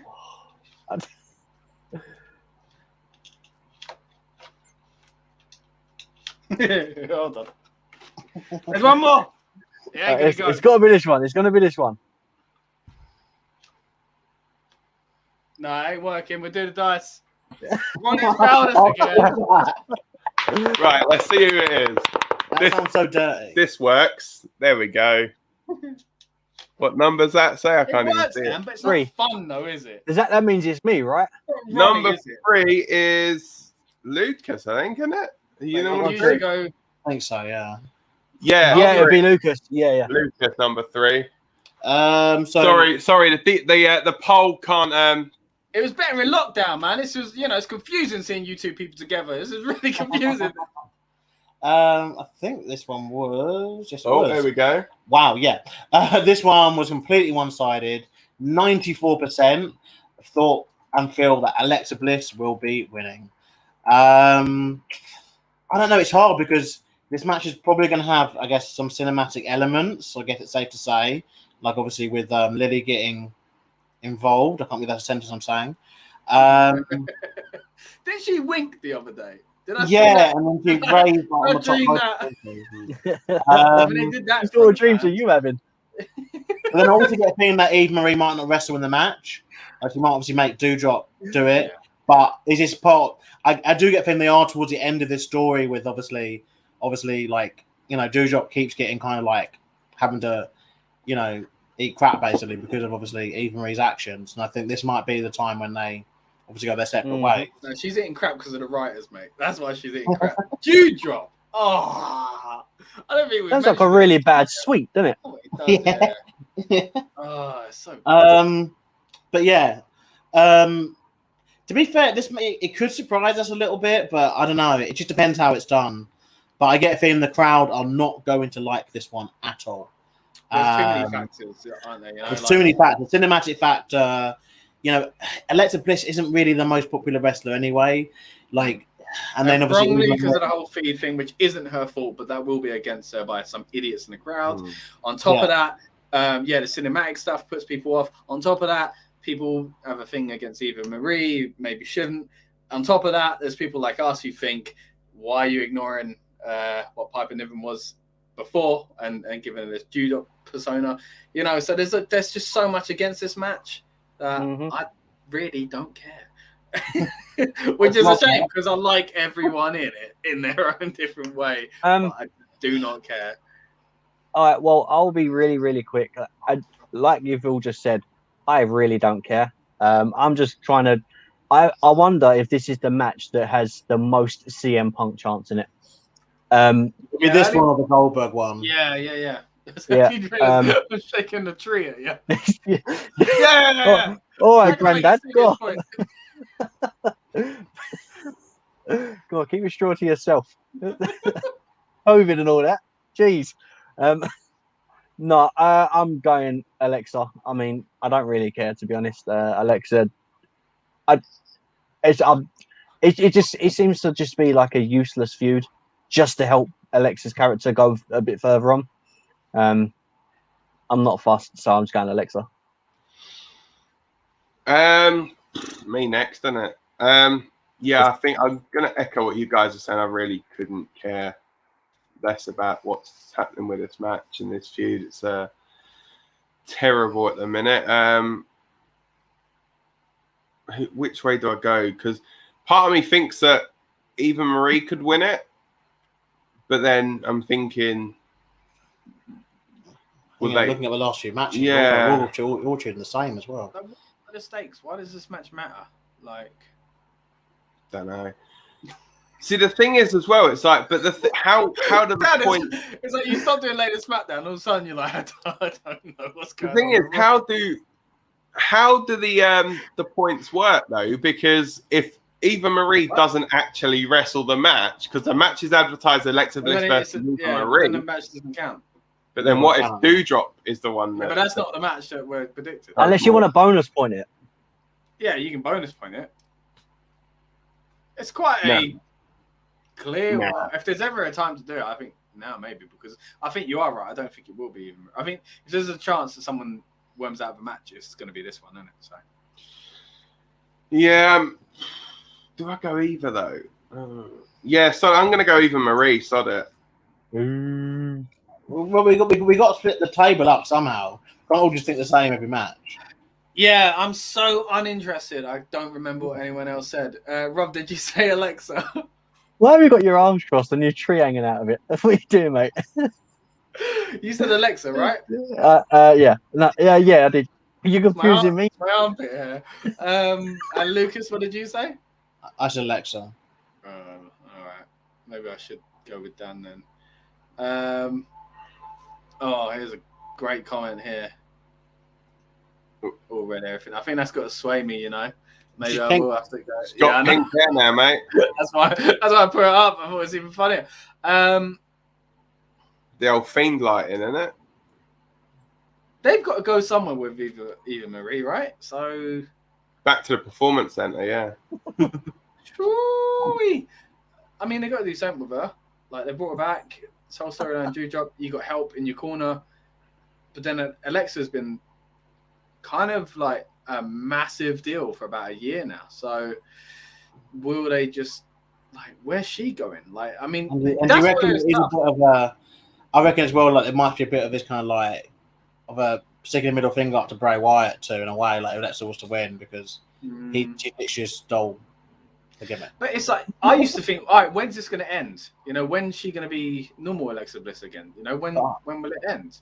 So, but now it's not. It's not on time yet. That's why. So, like, when's it going to end? Where's it going? Like, what's the point in Alexa Bliss's character now? You know, like, there's no Fiend to it. When she go back to normal? Who knows? So they clearly don't have a plan. So I think that makes me think it will be all pink / red everything. So I'm going to go Eva Marie. So we're split on that one. Eva Marie for you and me, and Rob and Lucas going for Alexa Bliss. We got the last match to predict before the pre-show is on, and that is that last one. And that is the Raw Tag Team Championships between AJ Styles and Omos and the team. I keep going to call them Rated RK Bro, but they are just RK Bro, a team of Randy Orton and Riddle. Did you want to try one more time, or? Nah, it needs resetting. Go on. Ronnie's had his. As long as Ronnie gets a chance, it's fine. It is number 1, so that's me. I think there's going to be a title change, boys. I think RK Bro are going to be your new tag team champions. I think obviously Randy Orton has now got the he's given that respect over to Riddle now, and yeah, I just feel as though it's going to be not necessarily the right time to take the titles off of AJ and Omos, but I just feel as though putting them onto RK Bro would be better, if that makes sense. But yeah, it's not necessarily about getting them off of them. So I know sometimes we get them off of them, but yeah, cool. That's mine. So yeah, and also never forget the K in RKO stands for Keith. That used to be funnier when we didn't have a main roster talent called Keith Lee. They're just normal now, Keith. Yeah. But back then, he's been known as Keith, but like a middle-aged, man in England. But no. Yeah, Rob. Phil. To you. I'm so unsure. Do you know what? If anything, I think this is probably the hardest one for me to predict because, and I know that sounds stupid with the other people that we've had, like the other matches, but if RK Bro win, then what was the point in AJ and Omos winning when they've done nothing with the titles? Like, I just don't see that. It's because Omos is tall. Oh, we say it. I thought there was more to that comment. Thanks for that input. Go back to shaking your tree. I mean, what else? It is like that's it. Was it not? Did they not win the titles because Omos is tall? Yeah. So, like, I just don't see anything else. And I mean, the only thing I can see is, I don't know, Omos tripping and Randy hitting him with an RKO as he falls, like just, and then that's. I don't see anything else really happening. Unless they take out Omos, and then I think AJ will take the fall. I mean, it makes sense for AJ to do it. Yeah, because this is how you could turn them against each other as well. Because that's happen, isn't it? So. But I just but then you say that you turn them against each other, so you get AJ versus Omos, and if Randy's the one that turns on Omos, Omos is the one that we then want to win, and it doesn't make sense because I just don't. Do you know what I mean? I just can't buy that feud, especially if that's going to happen on the same time as Ray and Dominic could split. There's too much stuff happening that would be very samey on the pay-per-view. So I just don't see. I don't know. I just don't see how something could be done in a different way and get the same sort of output. And that's what I'm finding hard. That's why I'm thinking if RK Bro do win it, it makes more sense for Omos to take the pin purely because AJ can be like, look, you've lost, and then build him up more of a monster. That way, he's taking the pin. He is beatable. Keep them together. And keep them together. Yeah, because it's yeah, I've just thought whenever they lose titles is to break up. I mean, I don't see the idea of putting them with the titles anyway. Like, what have they done with it? He's been told. Yeah, but I mean, so's the arena, but no. I mean, if hey, look, I'm not saying I'd book it this way. I'm just saying that's why. I mean, if that's all you've got, then great. Randy's quite tall, But yeah, I just don't see the point in it really. It's like saying the belt's shiny, that's why they've got them. Like I'm going why, arcade. it's obvious that is why WWE books it that way. Is Yeah, it not? because he's a big guy. Yeah. Am I wrong? No, Am I wrong? you're not wrong, but there's just nothing else to that. So I'm going arcade bro, but I really want Omos to take the pinfall for something. But yeah, You're gonna bonus point that he's gonna be the one to take the pinfall then. no, not at all. But I'm going to be very annoyed if Randy RKO's Matt Riddle because it's done it once. If Omos is pinned, isn't that him literally buried? That's literally him done. Like, yeah, I think it is more likely to be AJ. Too early, isn't it? I mean, he literally destroyed the Viking Raiders like by himself, like twice, back to back. You know, destroyed the New Day by himself, and then he's just then like a couple of weeks later, we're just gonna just lose to. You know what I mean? Yeah, but I think there's going to be more to it. That's what I'm saying. It will be something.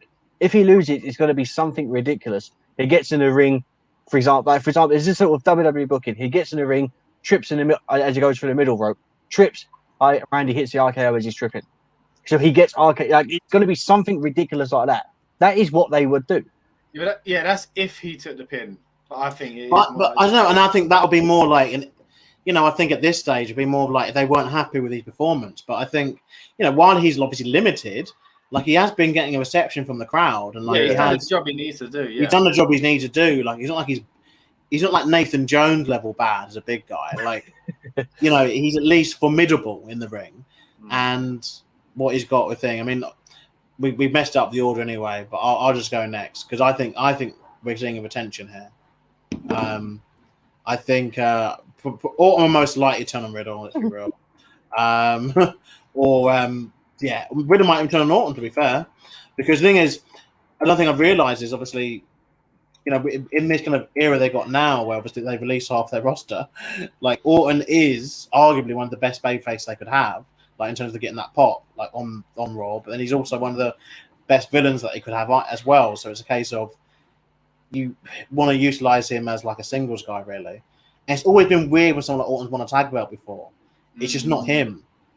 Like he's one of the people you can imagine he wouldn't even bring the belt with him because it's just not him. Like he's a singles guy, and it just doesn't make any sense for him to not be a singles guy, in my opinion. And so it'll probably launch a feud, obviously, with Riddle afterwards, I'm guessing. But yeah, I see a title retention, and just because I don't think they should pin Omos yet, because again, like if the rumor about obviously them getting rid of Strowman was because they had Omos, to then just have Omos lose like 2 months later. They're massively different. They are massively different. But that's the thing. I think obviously in this era, like we are now, this corporate era of, you don't need 2 big guys on one show. Essentially, that's basically what it's come down to. You don't, what I mean? In my opinion, they should have got rid of Omos because Strowman's miles better. Yeah, but it's corporate. What they're doing is they're seeing it as, well, Omos, his contract is this much. And he's taller. Omos is taller as well. He's taller and he's bigger. And he's. I guess there's potential there. He is young, as so he's new in the business and stuff. More importantly, yeah, Ben and I were speaking about this the other day, and well, yeah, okay, yeah, probably got a very high toilet as well. Yeah, we'd assume so. Like we only assume so. Like hornswoggle size. This is why you come to the Rebellious Noise Pro Wrestling channel.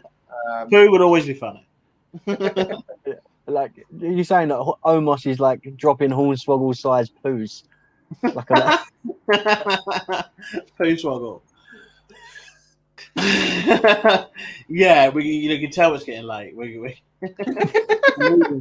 So who prediction? Is it my go? Yeah. Final prediction. RK Bro are gonna win because they're on fire. Like they are a storyline for a reason. AJ and Omos were off WrestleMania after WrestleMania. They were off TV for quite a while. So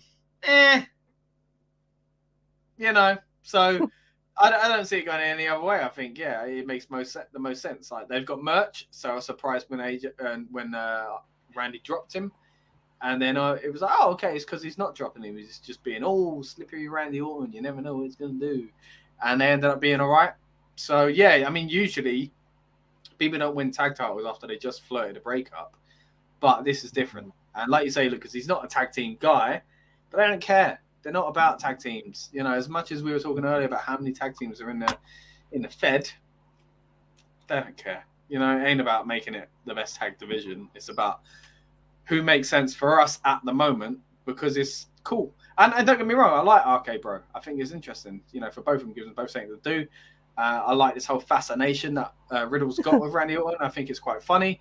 But other than that, I just don't see any reason to keep it on AJ and Omos, basically. There's no reason for it. Rob's laughter makes me think there might be a comment. Let's read it before we put it up because this... I mean, I can give the answer. That's okay. Fine. Hornswoggle size poo, as in he does the same size poo as what Hornswoggle does, or he does poos the size of Hornswoggle. I think it's more likely to be the latter. I mean, surely.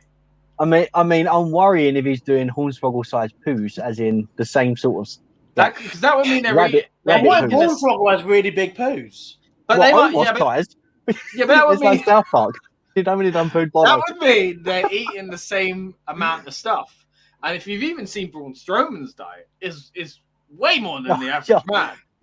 So, like, I thought you were going to say, have you seen Braun Strowman's poo? No, I haven't. Thank you. Imagine they got a WhatsApp group and just send each other the. Shotzi Blackheart was selling photos of her poo at one point. Oh, God. On like OnlyFans or something. You'll only get this on this podcast. Yeah. Yeah, maybe next time we get press, guys, we should ask one of the wrestlers what size poos. Yeah. Instead of asking Walter, you'd be like, Walter. Like, I regret it so much, guys. I regret it. Why did they ask him what it was like to hold the time in a lengthy reign and how you do milestones? You know, that individual situation. I should have asked him about his doo-doo. The size of one's a Hornswoggle. How big is your poo? Oh, Jesus. So, so tell us about the sink, Lucas. It's probably not a good feel on air. This doesn't feel like an on-air thing, okay? Yeah, it's not an on-air thing. I'll say it just as an outsider from the story, already I can tell. I'll tell you guys tomorrow. He'll probably tell me after we've gone off air. So yeah, it's not an on-air story. Before we get out of it, no one's noticed my bird. Bird? Come on. What, Laura? No, this bird. Oh. No, because if his real bird was there, the pop-up pirate thing would have worked. I don't want to put her in it, but she did set that up and it did fail. I mean, I know it's tradition on this show that I mess it up and she makes it work, but this time around, if you're watching... By the way, have you got like a bootleg version of it? It's not the actual pop-up pirate one. Is it one of those like cheap knockoff ones? Perhaps it's below the barrel. Jump up. Oh yeah, there we go. That's probably why it don't work. It probably ain't proper Dagenham market. They probably ain't even put a spring in it, mate. You're talking about things costing £1. Where do you think that I got this from? 50p store. Yeah, but that's the fun. Probably bought it off him at a boot sale or something. That's the fun in Ronnie's Storm. That is the fun in Ronnie's Storm. You know, sometimes he works, sometimes he don't. He's like Austin when Brock comes up front of him. Oh dear. But yeah, look, I mean, obviously we're in the pre-show section now, and obviously, what's going on? Stadium looks decent. They're just talking. There's a Tank and Stone Cold. They're doing some advert with the Undertaker now and Sergeant Slaughter. That's the by the way, that's the new main event for tonight is the Undertaker versus Sergeant Slaughter. So finally they're pushing young guys. That's their that's going to be WWE's retaliation to AEW. It's like, there we go. Our counter is going to be Taker Slaughter. I wouldn't be surprised if they did bring Taker back again. That's going to be that's going to be the main event of the next Saudi Arabia show. Guarantee. So, that Liam Ruff? Yeah. So they have a fan thing. I legitimately thought that was Liam Ruff, some black guy. Like, as a fan, maybe you got fired. hanging out in the audience. Who's in the pre-show then? What is the pre-show match? There isn't. Nothing. They've not announced anything. Well, we've not got the sound on, so I don't know if they've said anything like verbally, but we've not. So how many matches have we got on the show? 10. And it is. They have confirmed it will be a 3-hour event because obviously they want people to be able to go to the. So Lashley and Goldberg's going to be quick. Yeah. Speaking of quick, Rob, you got to get out of here, right? I've got to shoot. Yeah. You got to shoot. Well, it's been great. Your bucket has brought a lot of fun to the pod, as always. We really appreciate it, mate. And see you tomorrow for the review. Yeah, man. See you then. See you then. Have a good time. Yeah. Bye. So we got 10 matches in 3 hours. What other matches are going short then? Well, I'm guessing they're going to pace it decently. I mean, SummerSlam a couple of years ago was like that, where I think it had 8 matches and then one the pre-show, so maybe 9 in total. But it ran within the 3-hour mark. I think, I guess like the tag matches, like they're going to have to rein those in. Again, WWE not being a tag team, place, they're not going to give like a 20-minute tag match. Yeah. Even the US title, to be fair, like that's one of those where if Priest is winning, I could legit, and if Sheamus obviously is injured, it could legit just be he did his kick in his little weird like crossroads thing and just wins, like that. Well, I think if Priest was to win, it could still be on the pre-show. Yeah, I think you could see the Priest and both tag matches going like sort of sub 10 minutes sort of thing, I reckon. Yeah.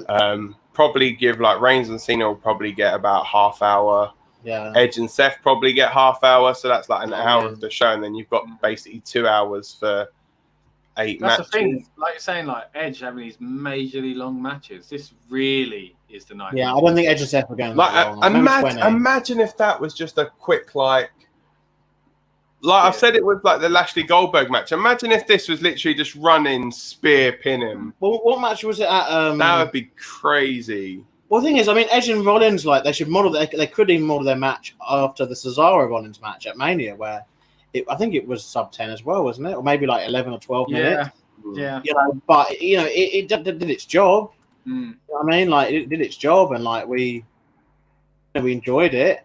And because Seth's a good enough worker to be able to dictate that pace. He could get a lot out of 7 minutes, Seth's exactly. Yeah. So. But yeah, that's what they've announced, and it will be interesting to see like they do. Obviously, last month obviously did run over, and obviously they packed a lot into that show. Giving people a lot of bang for their buck. Obviously, the first pay-per-view back, properly with with fans, since Mania, and one of the and the start of this whole kind of tour that they're now obviously on, and obviously back to normality kind of thing. But that's a good point. Actually, you mentioned Mania, and we haven't mentioned it once tonight. But the past 2 months, SummerSlam has been talked about as their second chance of Mania, isn't it? Like with all the fans. So I think they did treat it very much, or they are treating it very much so than bigger than Mania to an extent. Which is obviously leading to people to think that there'll be a lot of crazy things going down tonight. But as we know, if they want to do what they want to do, they'll do it, won't they? But yeah, we shall see. Yeah, I'm just trying to see if there is any announcement for the kickoff show for matches. Doesn't look like there is anything. Could you imagine that? You got 10 matches, you don't put one of them on the kickoff. They'd probably throw a battle royal in or something. Yeah. Oh, one of those in ages. Be the Paul White the Giant. They'll do like a Paul White the Giant Memorial Battle Royal thing or something. I like everyone calling him Tall Paul. Tall Paul. No BS, isn't it? Yeah. Oh yeah. That as well. Flipping it. This panel they've got. Well, you never know. Those rumors could have been a load of rubbish, and maybe he will return. No, I think sadly he is all elite. Yeah, he is. And Japan, I think is a big part of it for him as well. Yeah, I think obviously Nick Khan not able to secure the WWE and the connection there with New Japan. I think that was most like the deciding factor. For Brian, but I think he'd be very respectful, as obviously he understands his wife Bellas will make a return at some point. Like it's going to happen. Yeah. Like should have happened this year. Really, we all thought it would, Yeah, like we said, We can say to the cows come home. Really, it is the solution to the women's tag belts. The betters are that solution. Always have been, always will be. Yeah. But I swear, like if only they had like a team that they could have used though.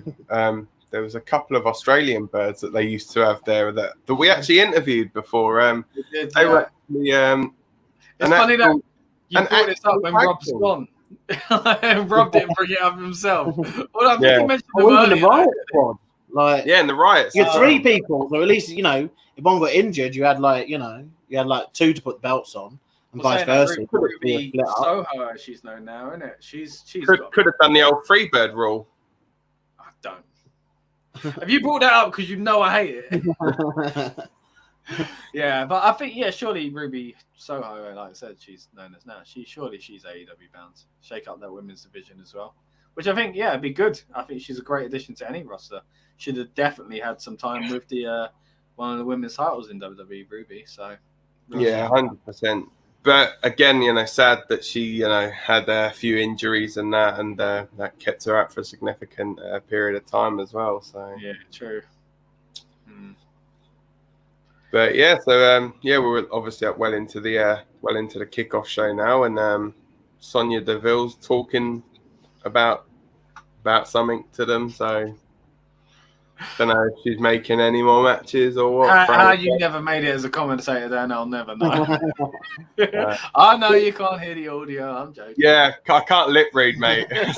You would assume that he would be out there to say what's on the pre-show, though. Like, this is where I think sometimes they don't.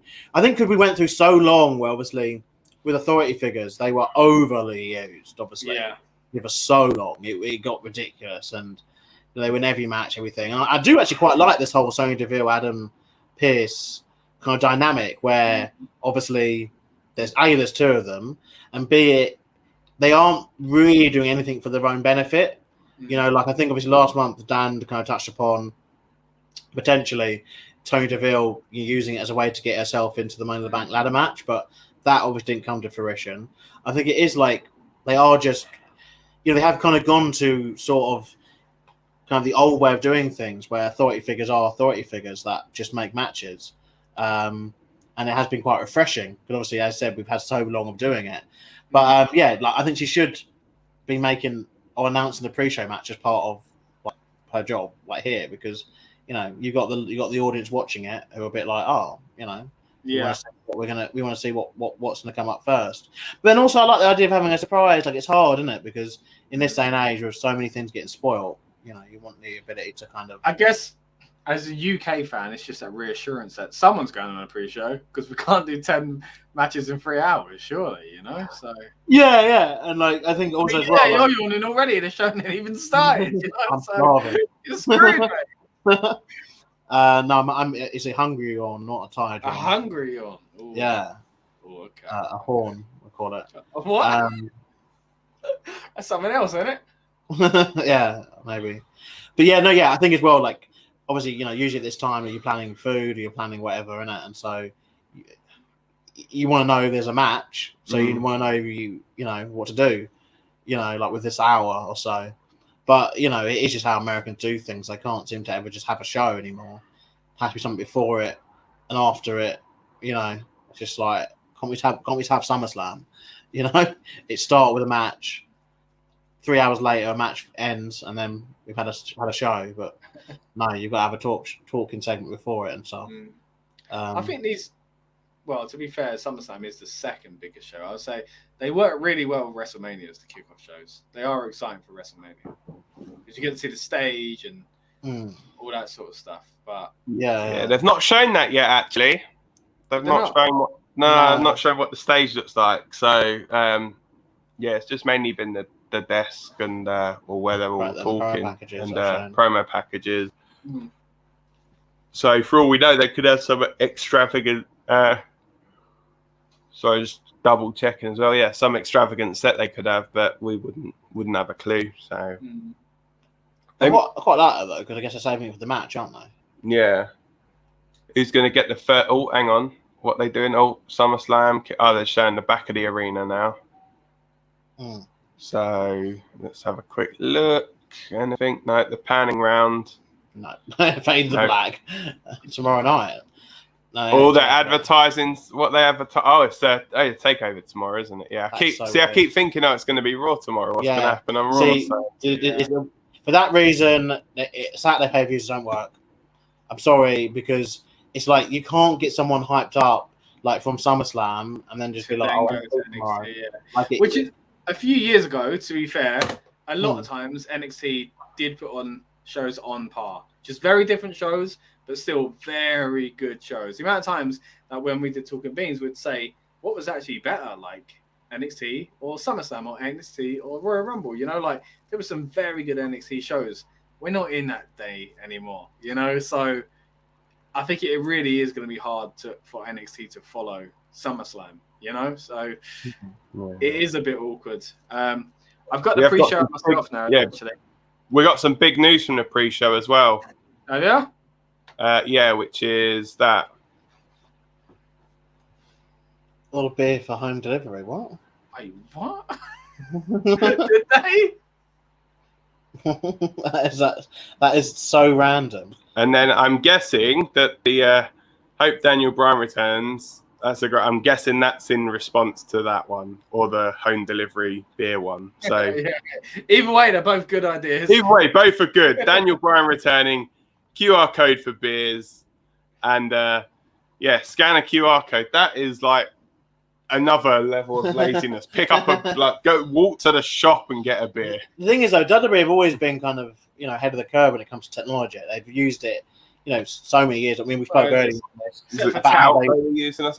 Yeah, but even if you go way back, really, like the first technology they started using big was pay-per-view. They pioneered wrestling, getting involved with that. And obviously, why we're even sat down here talking about them every single month. Obviously the model has changed. But even the network, do you know what I mean? It was the first kind of early streaming service. Before they got in there, before Disney. Before as an independent, like this is our content. Yeah. But $45.99. For dollars though. Yeah. So how much is that like in proper money? For about 28 quid. 24. At least he'll get a tip out of it, so he'll make himself a bit of moolah. At the moment, it's £33.77. £33.77 for 24 cans of beer. Having a laugh, mate. Well, Dan and I don't drink, so yeah. We wouldn't know.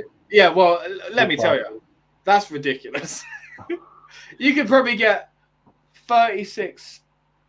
If you go to Asda, I'm going to name them. If you go to Asda, you get free crates. If you do want to sponsor us, then that's great. We'd appreciate it. I'll do your rubbish adverts. I mean, I'll definitely won't. You'll smack your back pocket with all your change in. Do they still do that on their adverts? I don't know. Yeah. If not, we can start doing it on the stream. Just the contactless card. Beep, beep. I think the you pay card twice. now, contactless cards. But all right, what time are you back tomorrow for the review and that? 5 o'clock. Okay. 5 o'clock BST. We have spent a bit of time talking about dollars, but we are British. 5 o'clock British summertime, which I think equates to 9 a.m. Pacific, 12 midday Eastern. So yeah, come back and watch us. Are you guys on the pre-show? Are you still watching the Edge and Seth Rollins promo? Yeah.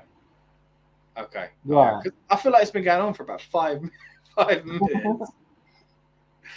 But apparently Corbin's on the pre-show against Big E. Apparently. Really? 11 matches. Yeah. Oh.